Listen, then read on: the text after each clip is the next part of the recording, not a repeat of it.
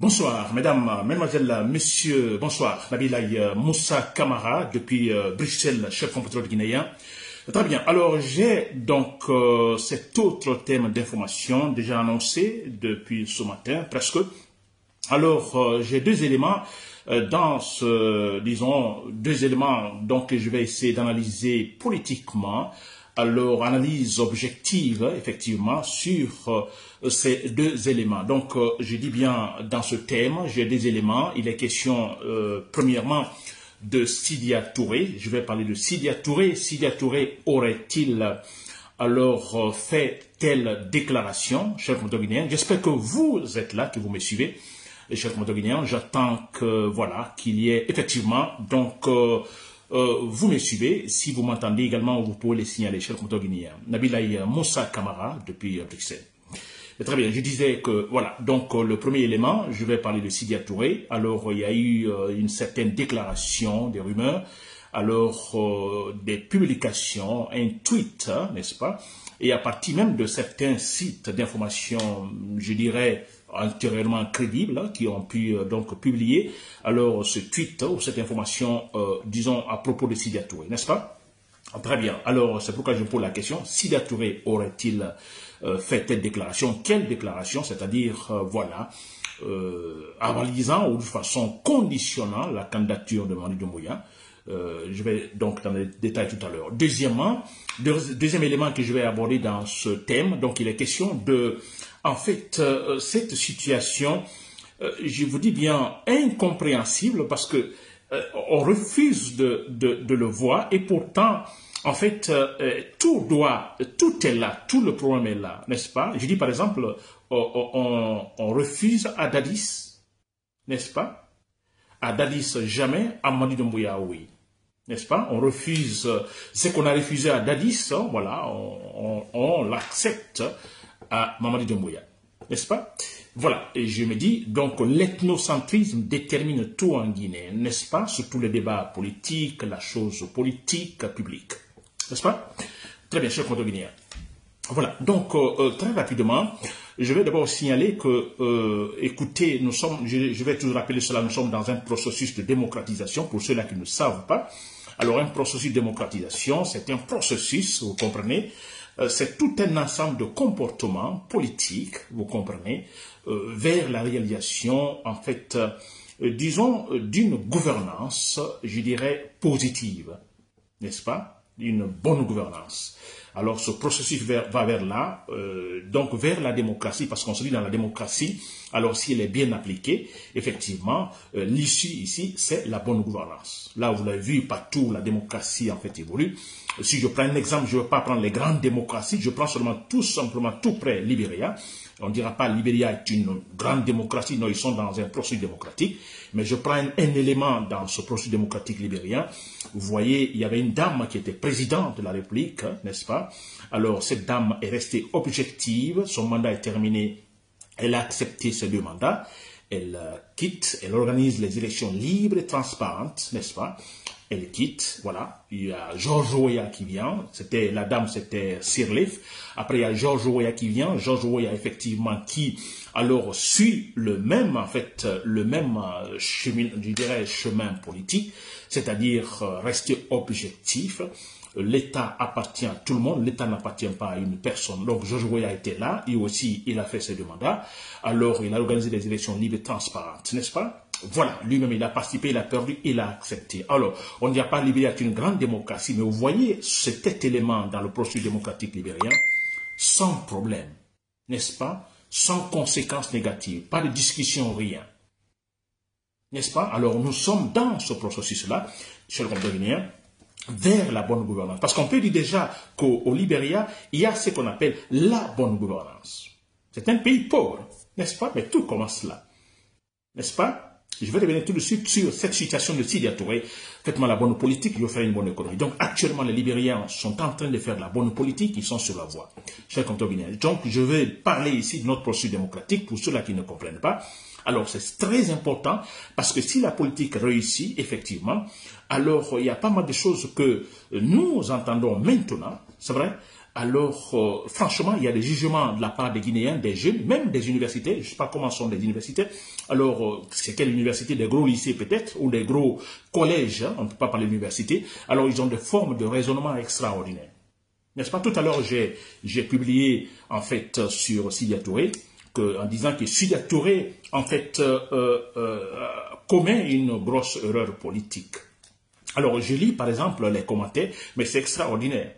On a un problème de réflexion, n'est-ce pas? On envoie ailleurs totalement. Très bien, sur le compte Guinée. Alors, vous avez compris, nous sommes dans ce processus-là. Et ce processus-là va réussir. Alors, il n'est pas question disons, d'avoir tout fait. Non, tout ne sera pas fait comme ça. Voilà, non.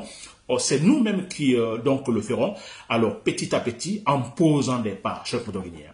N'est-ce pas? Et jusque-là, ça ne réussit pas, c'est vrai, mais cela ne veut pas dire que tout a été négatif. Non, du moment que petit à petit, on se débarrasse des mauvaises graines. Ça, c'est très important. On s'est débarrassé d'Addis Camara, on s'est débarrassé, je dirais, de même Seyd Kouba, parce que ce monsieur ne peut plus revenir. Nous savons comment est son esprit. On se débarrasse de Alpha Condé, on se débarrasse de Doumbouya. Donc, nous nous séparons des mauvaises graines. Et arrivé à un moment donné, on aura le positif qui dominera tout simplement le négatif. Et là, je vous dis, en ce moment, le développement sera possible. N'est-ce pas, cher Cordolien? Très bien. Alors, j'attaque mon sujet, je parle de Sidya Touré. Alors, j'ai déclaré, en fait, j'ai vu, vous comprenez, peut-être autant que vous, j'ai vu cette information sur les réseaux sociaux, vous comprenez, alors Sidya Touré, qui aurait déclaré, en fait, un tweet, alors qu'il... En fait, qu'il ne voit pas de problème concernant la candidature de... Je dis bien, je mets ça au conditionnel, n'est-ce pas? N'est-ce pas? Parce qu'après, j'apprends effectivement que l'information a été démentie par le parti, démentie, j'ai lu également, je ne sais pas si c'est vrai ou non, mais j'ai vu ce discours du chef, disons, le communicant en fait, principal de l'UFDG, alors qui effectivement est arrivé à démentir l'information. N'est-ce pas? Que c'était un fake news, en fait une fausse information. Très bien. Alors, de toute façon, moi j'ai lu cette déclaration, j'ai dit, bon Dieu, vous comprenez, c'est extraordinaire. Sidya Touré a-t-il déclaré cela? Et tout de suite, comme quelque part j'ai vu l'information dans des sites d'information, je dirais, crédibles en Guinée, je me dis, bon, alors c'est donc vrai, Sidya Touré a déclaré cela, n'est-ce pas? Et voilà pourquoi, tout de suite, j'ai fait la publication. Très bien. Mais on peut dire un ouf de soulagement, c'est vrai, parce que, bon voilà, l'information est totalement démentie. Ce n'est pas une déclaration de Sidya Touré, n'est-ce pas? Très bien. Alors, mais, moi je me dis, écoutez, je dis bien, je suis surpris, alors, pas tellement aussi, connaissant Sidya, mais quelque part, moi je me dis, je ne vais jamais oublier cette citation de Sidya Touré, qui venait d'être nommé par Lansana Conté, Premier ministre, hein. Je me rappelle très bien, j'étais encore à Conakry, je venais de terminer mes études. Alors, Sidya Touré, il est nommé Premier ministre, hein, il était encore à Abidjan, il est rentré en Guinée et les journalistes lui ont posé des questions. Alors, comment va-t-il aborder, en fait, le problème guinéen? Alors, parce qu'il y avait problème, effectivement, si on l'a nommé ministre, Premier ministre, c'est parce qu'il y a eu changement, voilà, c'est parce qu'il y a problème. Alors, comment va-t-il résoudre ce problème, Sidya Touré, en tant que Premier ministre, auprès de Lansana Conté? Alors, Sidya Touré répond, écoutez, j'ai beaucoup aimé cette phrase parce que c'est la vérité. Faites-moi une bonne politique, je vous ferai une bonne économie. C'est comme ça il a dit, il a répondu. Donc, ça signifie tout simplement que si, une fois que la politique, elle est bonne, vous comprenez, la politique, elle est bonne, c'est-à-dire qu'il y a la stabilité déjà, il y a la stabilité, il y a la transparence, il y a le rationnel qui joue, ça c'est important, tout explique, tout est explicable. C'est cela, la politique. N'est-ce pas? Les lois se respectent, vous comprenez? Alors, on a l'exécutif également qui joue son rôle, les députés, également les juges. Hein? Tout est responsabilisé. Donc, la politique, elle est bonne. Et quand la politique est bonne, alors il y a la stabilité. Et dans la stabilité, ben voilà, et tout est possible. N'est-ce pas? Un exemple précis, quand il y a la stabilité politique, franchement, et sociale, l'argent entre parce qu'on ne peut pas construire un pays sans des prêts, vous comprenez, des prêts auprès des organisations, disons, financières internationales. Vous comprenez, qui ont des critères, n'est-ce pas? Il y a des critères, des conditions pour donner de l'argent. Alors, un pays stable, une bonne politique, vous voyez, donc l'argent vient et les projets sont exécutés. n'est-ce pas? Si Touré avait raison, faites-moi une bonne politique, je vous ferai une bonne économie, n'est-ce pas? Donc il est Premier ministre. Alors vous voulez que l'économie guinéenne décolle réellement, alors écoutez, présentons une bonne politique, n'est-ce pas? Malheureusement, depuis, on n'a pas eu cette bonne politique, chers Guinéens. Alors, voilà pourquoi quand j'ai lu en fait ce tweet de qui, en fait, tout le monde a pensé qu'il était Sida. Je dis bien, heureusement, c'est du fake news, c'est de la fausse information. Alors, mais j'ai dit, c'est pas possible, Sida Touré, faites-moi une bonne politique.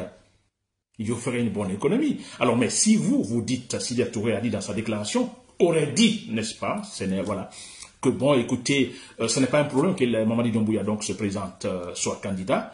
Alors, la condition effectivement que Mamadi Doumbouya essaye également d'accepter les autres candidatures, n'est-ce pas? Je dirais par exemple candidature de l'UFR, lui-même Sida Touré, de l'UFDG de Sedan Diallo, et surtout qu'il accepte que des autres rentrent, ces politiciens, ces opposants rentrent au pays, et que tout le monde participe à des élections libres et transparentes.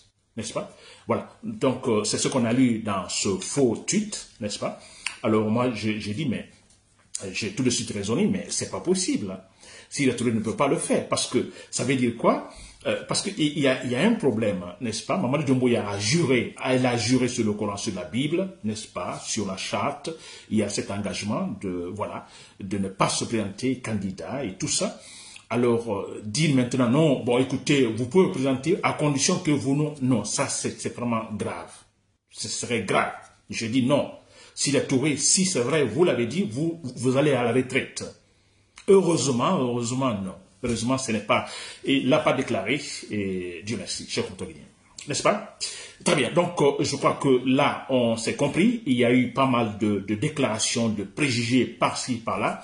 S'il vous plaît, nous sommes dans un processus de démocratisation. Nous nous battons pour informer réellement les Guinéens. Alors, ce que je fais, écoutez, ça fait partie également, c'est une minime partie donc de combat pour notre processus démocratique, n'est-ce pas? Alors, si nous apprenons que tel parti politique sur lequel nous comptons beaucoup, je prends l'UFR, je prends l'UFDG, et que le leader a fait telle déclaration, c'est un affront, vous comprenez? C'est une attaque réelle à notre processus de démocratisation. Voilà pourquoi moi je réagis.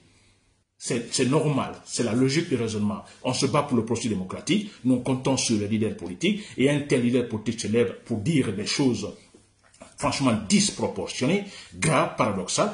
Écoutez, tout de suite on réagit, on n'est pas content. Voilà, c'était le but également de ma publication sur Sida Touré. Très bien, deuxième élément. Je vais parler en fait, de cette situation, n'est-ce pas? Alors, c'est de l'ethnocentrisme pur qui détermine tout en Guinée. Ça, je vous le dis. On va le dire toujours. Le problème, c'est là.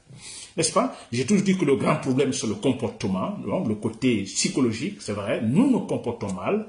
Alors, ça, c'est vrai. Mamadi Doumbouya vient de le prouver, n'est-ce pas? Malheureusement, il a parlé de refondation. La refondation qui devait se battre sur ce plan, c'est-à-dire, en fait, former les citoyens, donc éduquer, en fait, inculquer des valeurs pour dire, bon, écoutez, vous devez être, alors, avoir du bon comportement, vous devez être, donc, loyaux, vous comprenez, envers la loi, etc., etc.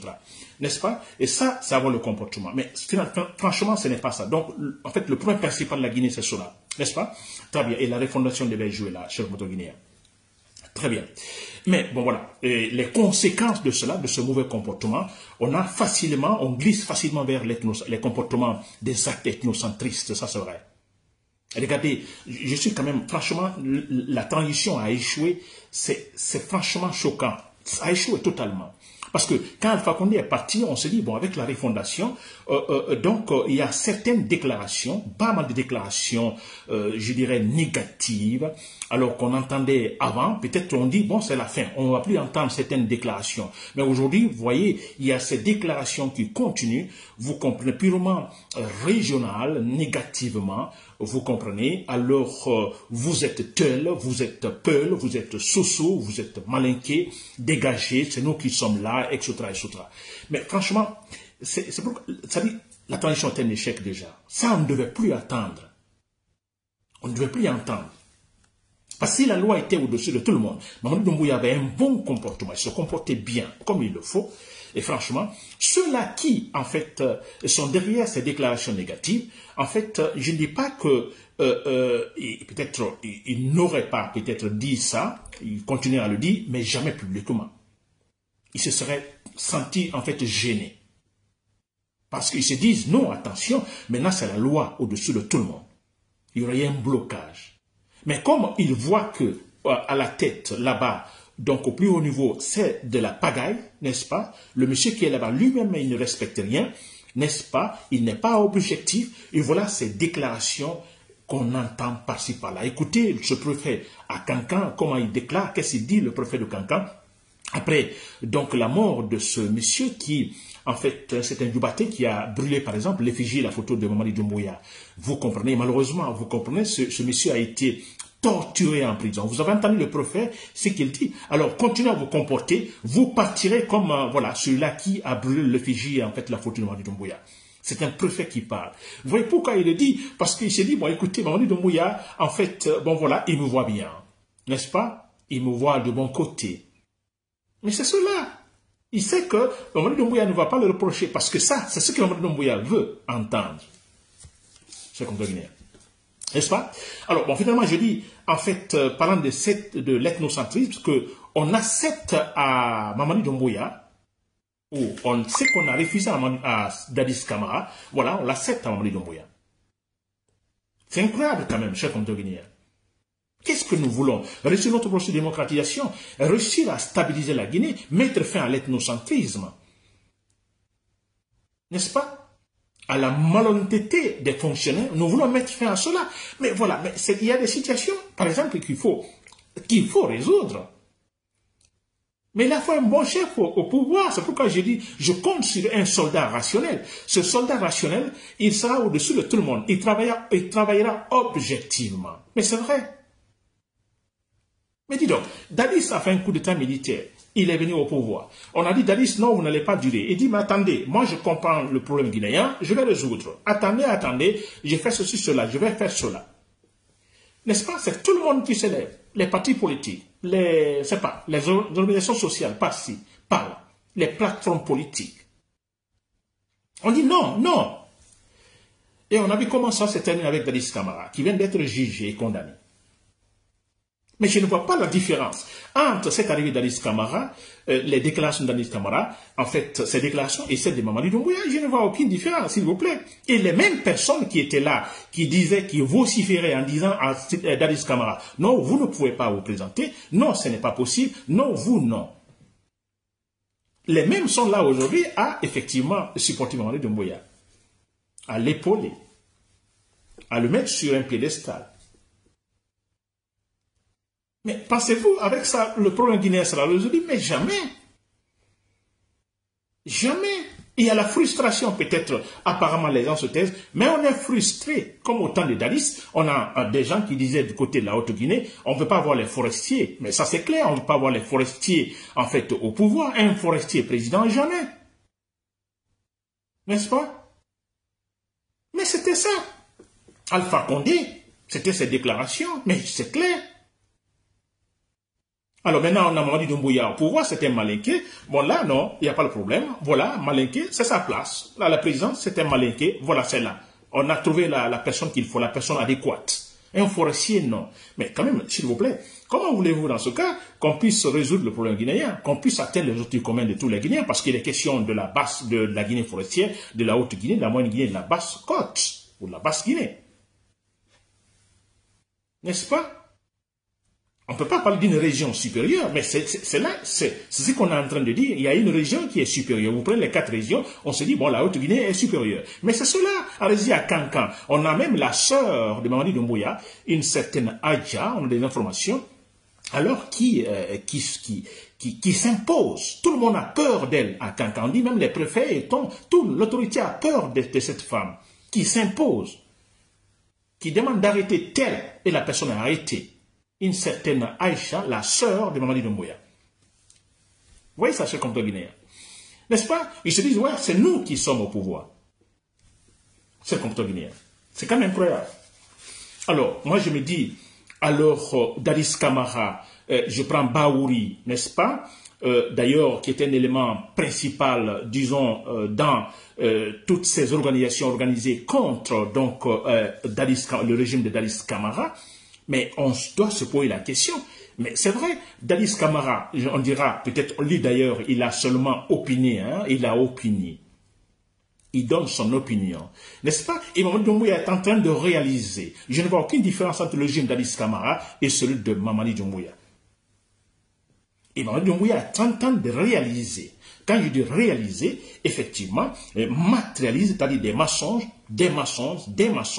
et tenter effectivement de placer les mensonges, c'est-à-dire de transformer ces mensonges en actes. Et là, voilà, on dit, bon, écoutez, Baouri dit, bon, écoutez, la Guinée dans 20 ans, 30 ans, voilà, sera un pays, tous les objectifs seront atteints. Et on n'a pas donné cette occasion, ce temps à Dadis Camara. Moi, on ne supporte pas Dadis Camara. On ne supporte personne, n'est-ce pas? Après ce qui s'est passé, d'accord. Mais écoutez, qu'on essaye d'être objectif, s'il vous plaît. Je ne vois aucune différence entre Dadis Camara et Mamadi Doumbouya, n'est-ce pas? Alors, la peur, la crainte qui était là, que si Dadis continue au pouvoir, cette peur-là, pourquoi? Parce qu'on se disait, non, on voyait l'avenir noir, totalement noir, négatif, le pouvoir d'Adis Camara. Mais écoutez, c'est la même chose maintenant, Mamadi Doumbouya. Et seulement la seule différence, on a un monsieur qui est de la Haute-Guinée. Comme il est de la Haute-Guinée, bon, écoutez, bien sûr, l'avenir est encore négatif, noir, mais écoutez, bon, de toute façon, c'est un malin qui est au pouvoir, il n'y a pas de problème. Ils sont à leur place. Ce qu'on devient.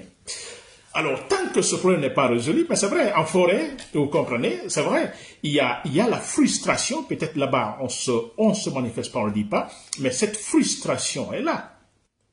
Très clair. Et tant qu'il y a cette frustration, donc au niveau de la Guinée forestière, de la moyenne Guinée, de la basse Guinée, mais écoutez, la frustration dans 3 régions sur 4, mais s'il vous plaît, personne ne va réussir en fait la politique en Guinée.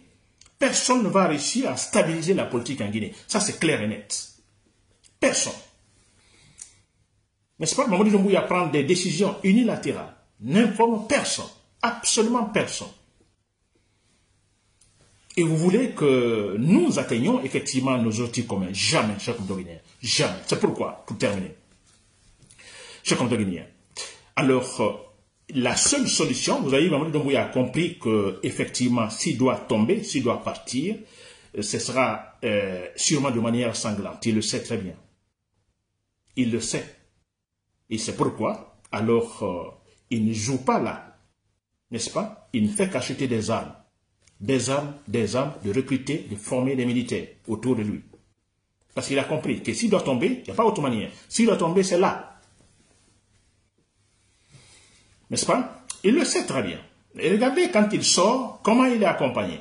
Parce qu'il sait qu'effectivement, que le problème viendra là. Alors, chers Guinéens, nous sommes sûrs à 100%, Mamadi Doumbouya tombera. Donc, à partir de là, effectivement, un soldat, vous les soldats, vous m'avez écouté, et là, je dis bien, je dis toujours, les argumentations sont en fait nombreuses, n'est-ce pas? Elles sont nombreuses, grosses comme une montagne.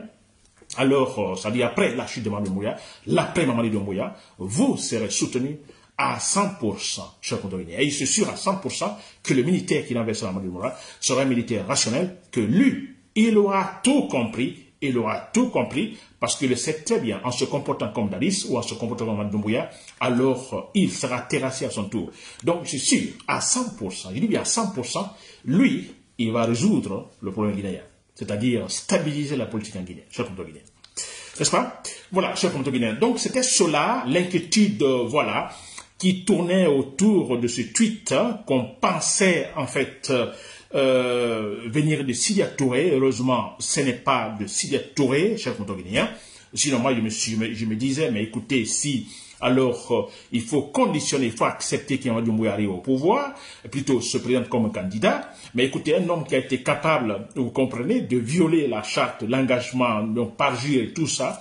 Alors, il va se présenter aux élections. Pensez-vous qu'il va perdre? Il ne va pas perdre. C'est lui qui va gagner parce qu'il a ses hommes partout, n'est-ce pas? Toutes les régions, toutes les préfectures, tous les secteurs, tout, il a placé ses hommes. Pensez-vous, et les militaires par exemple, tous, ce sont ses hommes. Alors, pensez-vous qu'il va perdre ces élections? Il ne va pas perdre. Jamais, il ne va pas perdre. Donc c'est là aussi, je me disais, est-ce que Sidi a bien réfléchi, n'est-ce pas? Parce que c'est sûr qu'il y a qui va gagner. Il ne doit pas se présenter. Lui ne peut pas être candidat. Il a juré devant tout le monde, il ne va pas le faire. Il a répété devant, en fait, pas mal dans les conférences de presse, n'est-ce pas? Il a répété. Moi, je ne serai pas candidat. Non, la parole du soldat, s'il vous plaît. Personne ne doit jouer avec ça, Sidya Touré, Seydina Diallo ou tout autre. Il ne faut pas conditionner, on ne conditionne pas, n'est-ce pas? Il doit tout simplement dégager. Si nous l'acceptons, alors c'est fini. Il ne quittera plus le pouvoir. À moins, comme je le dis, et là c'est avec assurance, que voilà, il soit finalement abattu par un autre soldat. Sinon, c'est pour rester jusqu'à la fin de sa vie. N'est-ce pas? Voilà, chers commentateurs guinéens, c'était Nabila Moussa Kamara depuis Bruxelles. Merci pour l'écoute et bon vendredi et bon début de week-end.